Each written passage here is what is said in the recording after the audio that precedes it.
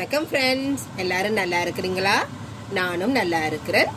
நான் இன்றைக்கு உங்களுக்கு பூரி மசாலா எப்படி நான் செய்கிறேன், நான் குயிக்கான முறையில் செய்கிறத நான் இன்றைக்கு உங்களோட ஷேர் பண்ணலாம்னு இருக்கிறேன்.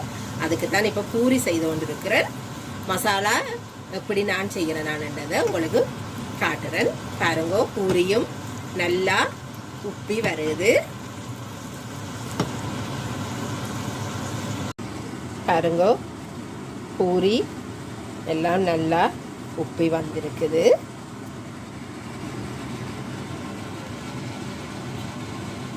இந்த பூரி மசாலா செய்ய தேவையான பொருட்கள் என்னென்னு பார்ப்போம்.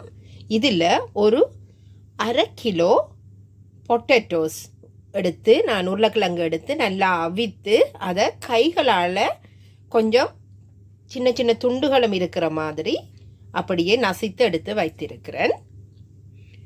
அதை விட வெங்காயம், பச்சை மிளகாய், கருவேப்பிலை தேவையான அளவு எடுத்திருக்கிறேன். அதெல்லாம் உங்களோட வீட்டில் உள்ளவர்களுக்குரிய டேஸ்ட்டுக்கு ஏற்ற மாதிரி நீங்கள் எடுத்தால் போதுமானது. இதில் மஞ்சள் தூள், மற்றது பெருஞ்சீரகம், கடுகு போடுறண்டா போடலாம், நான் கடுகு போடுறேன். மற்றது உப்பு, இவ்வளோத்தையும் வச்சுத்தான் நான் இந்த மசாலா செய்ய போகிறேன். ஒரு பேனில் உங்களுக்கு தேவையான அளவு எண்ணெய் விட்டுக்கொள்ளுங்கோ. ஆக அதிகமாக எண்ணெய் சேர்க்க வேண்டாம். நீங்கள் கடுகு போடுறண்டா போடலாம், நான் கடுகு போடாமல் தான் செய்கிறேன். முதல்ல பெருஞ்சீரகத்தை எண்ணெய் சூடானதும் தேவையான அளவு பெருஞ்சீரகத்தை போட்டுக்கொள்ளுங்கோ.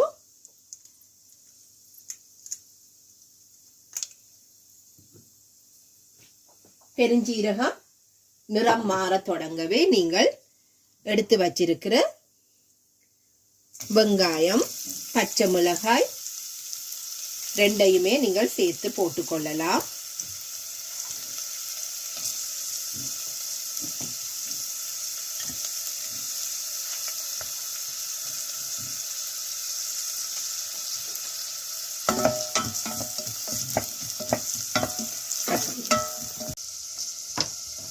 இப்போ இந்த போட்ட வெங்காயம் எல்லாம் கண்ணாடி மாதிரி மாறுது.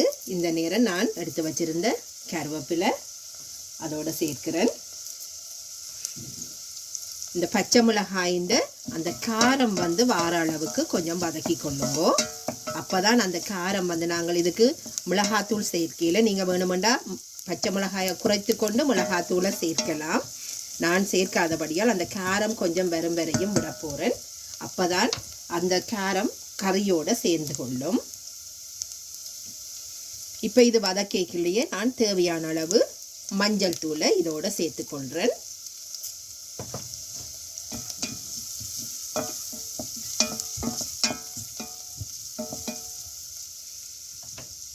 அதோட ஓரளவு உப்பையும் சேர்த்துக்கொள்ளுறேன். பிறகும் நாங்கள் ஒருக்கா உப்பை டேஸ்ட் பண்ணி பார்த்துட்டு தேவையானால் நாங்கள் சேர்த்துக்கொள்ளலாம்.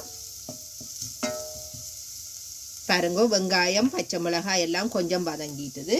இப்போ நான் கொஞ்சம் இந்த கறிக்கு தேவையான அளவு தண்ணியை விட்டு கொஞ்சம் இவ்வளத்தையும் திருப்பி கொதிக்க வைக்க போகிறேன். அப்போ இன்னும் கொஞ்சம் ஃப்ளேவர் வர்றதுக்கு ஏதுவாக இருக்கும். உருளைக்கிழங்கு நீங்கள் போடைக்குள்ள அதுவும் கொஞ்சம் தண்ணியை உறிஞ்சி எடுத்துக்கொள்ளும். ஆனபடியாக இப்போ நான் கொஞ்சமாக தான் தண்ணி கொஞ்சம் விட்டு இதை ஃப்ளேவருக்காக கொஞ்சம் அப்படியே அவிய விட போகிறேன்.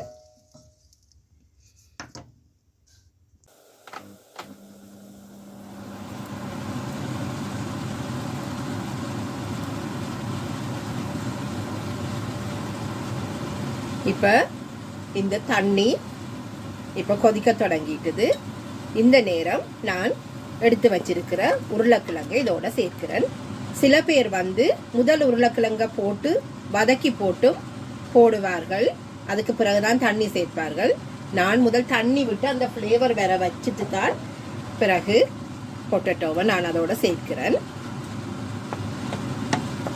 ஏன்னு சொன்னால் கொஞ்சம் இது வர மாதிரியோ பொரியல் மாதிரி வறண்ட மாதிரி இல்லாமல் தண்ணி பிடிப்பா வந்தால் நாங்கள் சாப்பிட்றதுக்கு கொஞ்சம் கூட டேஸ்டாக இருக்கும்.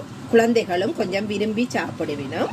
அதுக்காகத்தான் நான் இப்படி கொஞ்சம் தண்ணி தன்மையாகவே இதை செய்து கொள்கிறேன்.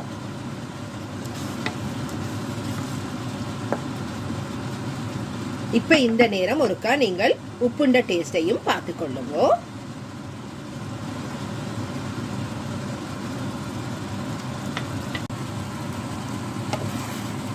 பாருங்க, தேவையான பூரி மசாலா எவ்வளவு சுகமான முறையில் நான் செய்து முடிச்சிட்டேன். உண்மையில் ஒரு 10 பூரி கூட நீங்கள் இந்த மசாலாவோட சாப்பிடலாம். சரி, வாங்க டேஸ்ட் பண்ணி பார்ப்போம். ஃப்ரெண்ட்ஸ், இந்த பூரியையும் பூரி மசாலாவையும் டேஸ்ட் பண்ணி பார்ப்போமா?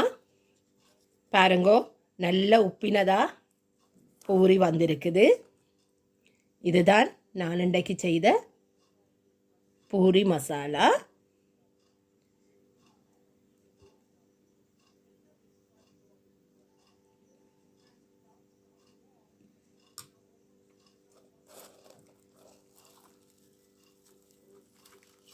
நான் ஒருக்கா டேஸ்ட் பண்ணி பார்க்க போகிறேன். இந்த வீடியோ உங்களுக்கு பிடிச்சா லைக் பண்ணுங்க, ஷேர் பண்ணுங்க, சப்ஸ்கிரைப் பண்ணுங்க ஸ்மைல் பி பாசிட்டிவ் சேனலுக்கு. மீண்டும் இன்னொரு வீடியோவில் உங்களை சந்திக்கிற வரைக்கும் தேங்க்யூ, பாய்.